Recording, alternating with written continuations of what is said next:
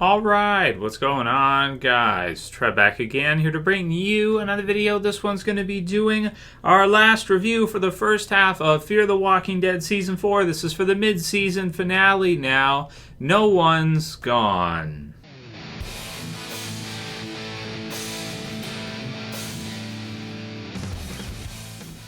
And spoiler warning, if you guys have not seen this episode yet, you'll definitely want to watch it before you watch this review. So the mid-season finale for Fear the Walking Dead Season 4.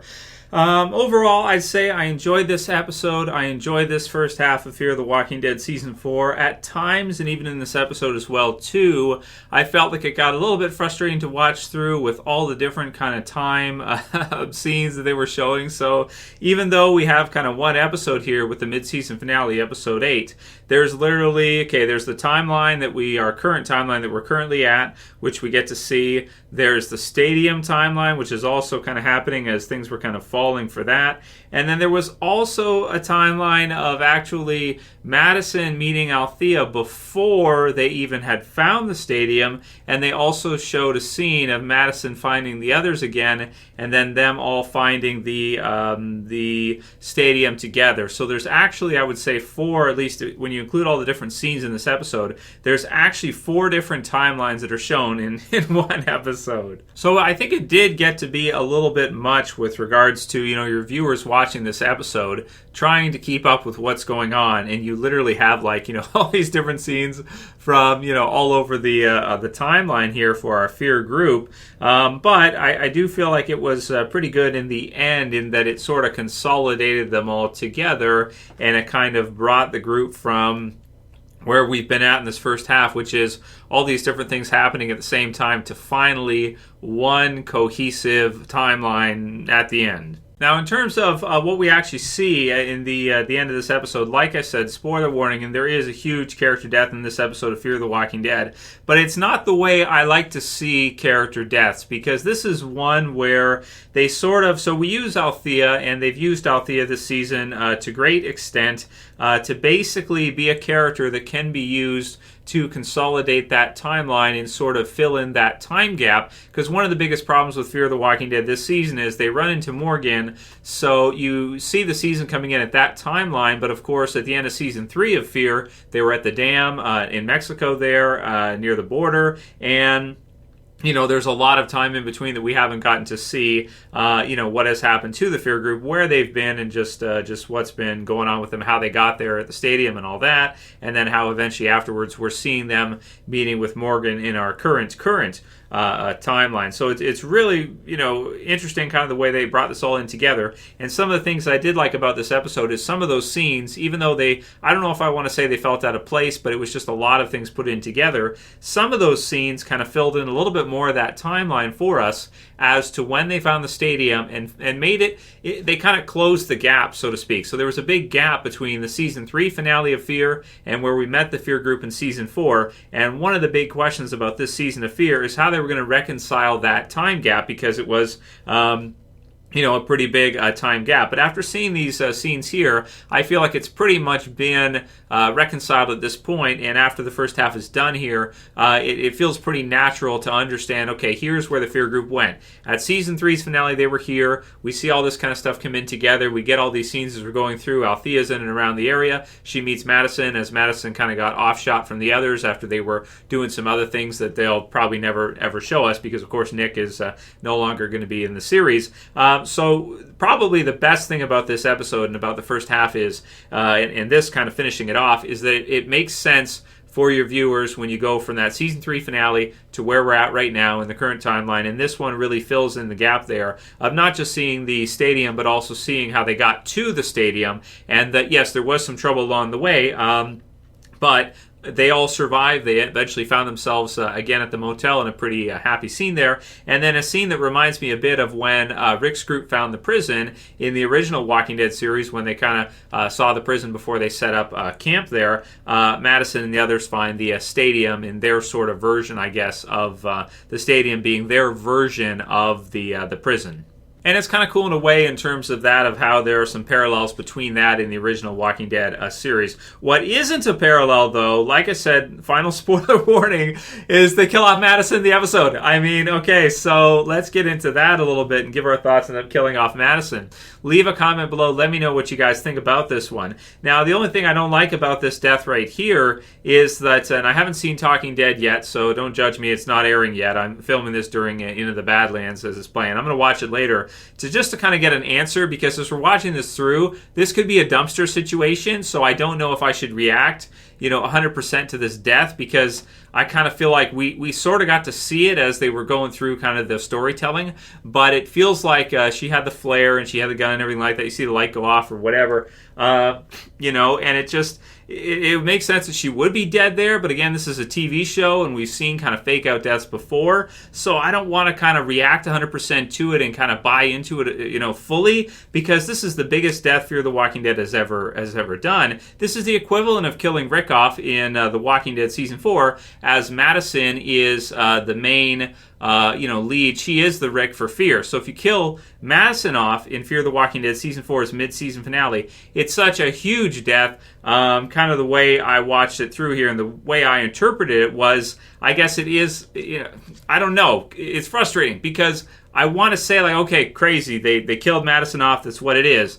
But the fact that they didn't actually show it to us 100%, to where it was conclusive, like you don't actually see zombies come up on her and start biting her or whatever, and she sacrifices herself for her kids. So I thought it was a fitting death. It was actually one that I had done in my predictions a few weeks ago. I'd even said, like, could we see, especially once they got stuck in the car and that, is could we see, and I almost did a video for it, Madison sacrifice herself in order to save her kids, which, makes a lot of sense for the character and lets her go out as a hero and everything like that. But it was just kind of the way that they shot the death sequence and the way we actually saw that thing go through, to where it just left that little piece of doubt in my mind, which I find to be frustrating, because I kind of like to see at this point definitive, final. If you're gonna kill somebody off, you have to pretty much show it to us 100% of the way through, so there can be no guessing of whether or not they could still be alive out there. Because I want to say at this point that she is dead and this is it for her and it's done and it's over,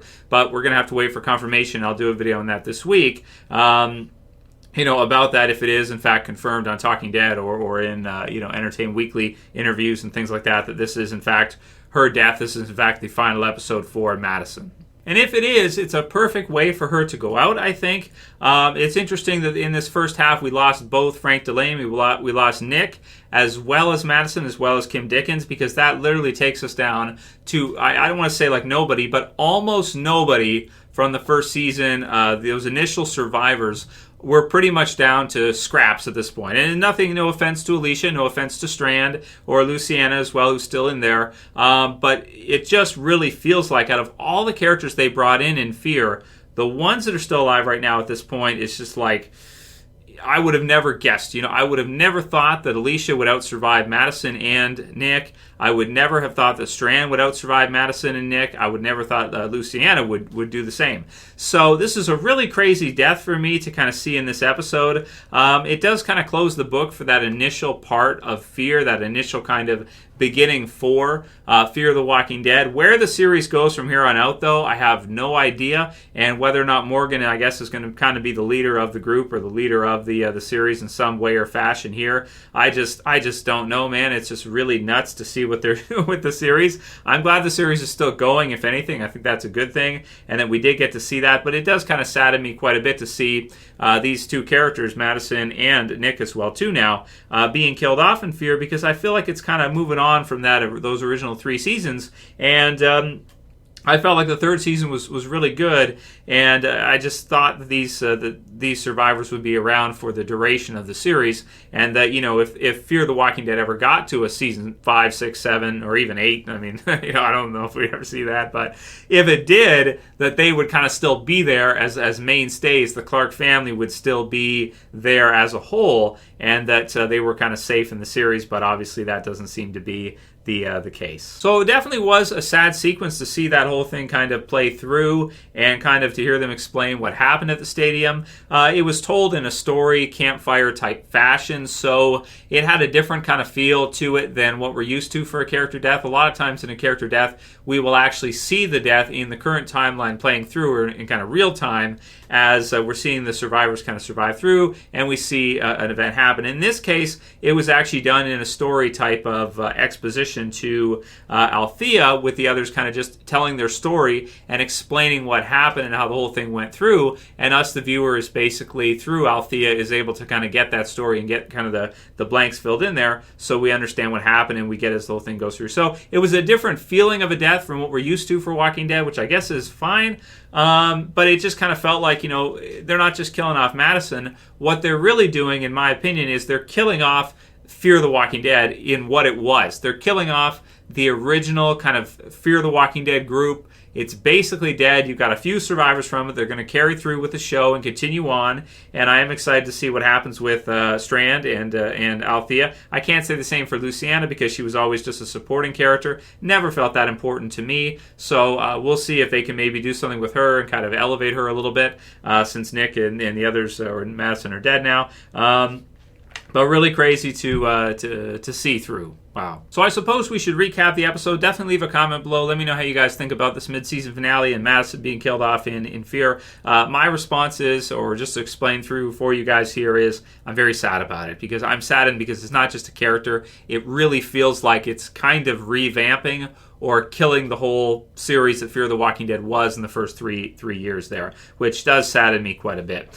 So we've got the episode starting off. The zombies are everywhere. You've got Ennis who basically allow them all out. So you've got just a massive zombie army, the likes of which the wolves would be jealous of, right? That was one of the trucks that they had filled up, right? So we see something similar with that in Fear the Walking Dead with the vultures here, and they're just kind of let out everywhere. So they're all over the place. We get the information that pretty much what happened is people at the stadium, they were appreciative of Madison. They stayed there. They lived there. But when push came to shove, they were ready to run. They were ready to flee, and they all basically took off, abandoned ship.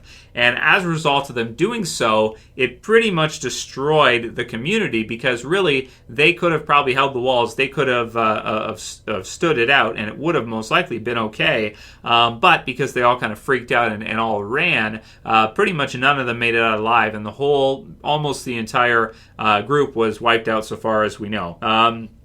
We've got the scenes with Madison meeting Alycia in the intro, which was pretty cool. And one thing I did like about how this went through, and I did in the Q&A today earlier, some of the pictures and stuff made it look like Madison was coming back and she'd be alive in the current timeline.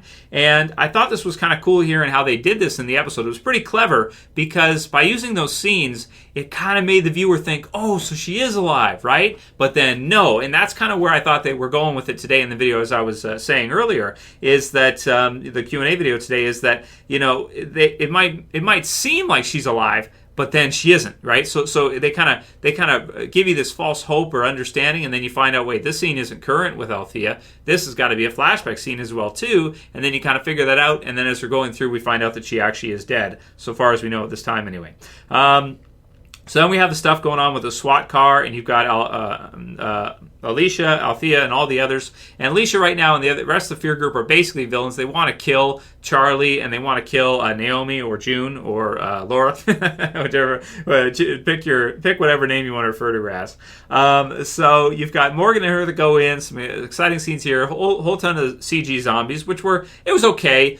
Personally, I prefer the real, the real zombies if they can do them. They do them in the original Walking Dead. I get it. Fear doesn't necessarily. It's harder to do with Fear. Greg Nicotero's busy or whatever. I get it. It's cool. So, but they looked pretty good. I thought the zombies were pretty badass as we're going through because they're all charred up and all kind of burned and stuff, which was pretty wicked. So they look different, looking more like monsters than just regular zombies, right? So we have that. We have the grenade going off, which is pretty exciting. We have kind of a back and forth battle here. Al and Alycia kind of wrestling it out. They're trying to save John, so you don't really. So Alycia comes across as a straight up villain in this one. At least when the door falls off in that, and she's kind of like right there, she comes across as a full on villain. And then all of a sudden she's kind of over and she's going after Naomi, who's on the other side. And there was the tape part where she got to see that Alycia had actually met Madison and kind of how that whole thing thing kind of went through and kind of calmed her down, settled her down. And in the end, Morgan stands up for June and does not allow Alycia to kill her because he had allowed Nick to kill Ennis, and then of course what happened to Nick afterwards as a result. So kind of crazy stuff, a lot of back and forth here, and then they kind of all reconcile their differences at a part here, and they kind of all sort of join together. Alycia says, okay, whatever, and they kind of all get together. So I thought it was pretty good, and I liked how Morgan was able to kind of bring them together, which really makes me question, like, okay, is Morgan going to maybe in the future be that new kind of group leader for Fear that they kind of need due to all his experience? And I do feel like Morgan has been through more than any of these other survivors here, just with All Out War and all the other things he's kind of seen. So, yeah, so, that's cool stuff, and I'm looking forward to that. A lot of fun scenes here. We have Morgan kind of using the staff to push 2 zombies up against the wall, and just some other cool fight scenes as they're going through, killing a bunch and that kind of thing. There was a nice one of the window rolled down, and Madison gets the one in that timeline, and then she finds out that Althea is actually there. So that's what I'm with that part. They end up kind of reconciling and kind of all getting together and maybe not forgiving, but just kind of being like, okay, whatever, it's just going to be what it is. And kind of takes it from Alycia kind of being a straight up hardcore villain at that time, as it seems, due to what happened to the others, to just kind of becoming more like, okay with it and understanding that maybe they're not responsible for Madison's death and what happened there. I mean, not directly anyway. Like, it's not Naomi's fault that Madison died, even though she kind of blamed her at first.